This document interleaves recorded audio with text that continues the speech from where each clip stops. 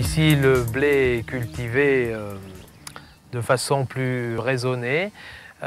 Donc on se trouve en plus à 700 mètres d'altitude, avec donc ce qui permet à ce blé de s'épanouir un petit peu plus longtemps, hein, de rester en terre un peu plus longtemps. Donc il subit quand même des aléas climatiques un peu plus importants, et c'est sans doute aussi ce qui lui donne cette qualité un petit peu différente de celle qu'on peut trouver dans les zones très céréalières.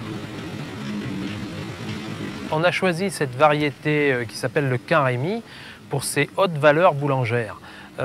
Disons que c'est une variété qui a un très faible rendement, hein, comparé aux variétés actuelles, mais qui a une qualité boulangère exceptionnelle, ce qui lui permet ça nous permet d'obtenir une farine sans améliorants et sans additifs.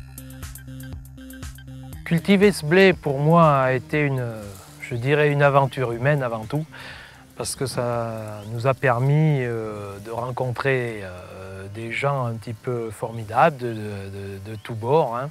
Donc les boulangers avant tout, hein, voilà, déjà ça, de suivre son produit jusqu'au bout, hein, c'est-à-dire que on sait ce qui va devenir.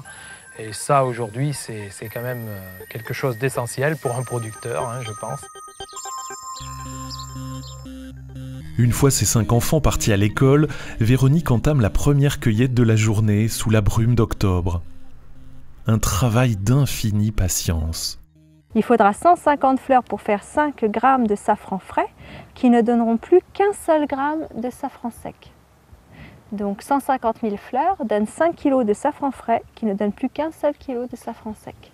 Et c'est donc ce pistil qui va sécher, qui va perdre 80% de son poids, qui va devenir le safran. Donc 80% en moins de déjà pas grand-chose. C'est pourquoi le safran est ce qu'il y a de plus cher au monde, puisqu'il vaut 2 fois le prix de l'or, 10 fois le prix du caviar et 100 fois le prix de la truffe. Donc on va l'utiliser sur le sucré pour augmenter le goût des fruits, particulièrement, et donner du moelleux au gâteau.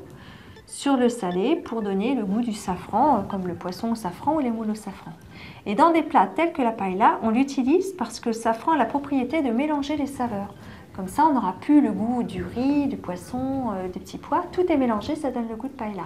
Et c'est le safran qui mélange ainsi les saveurs. Véronique est aujourd'hui comblée par son choix de vie.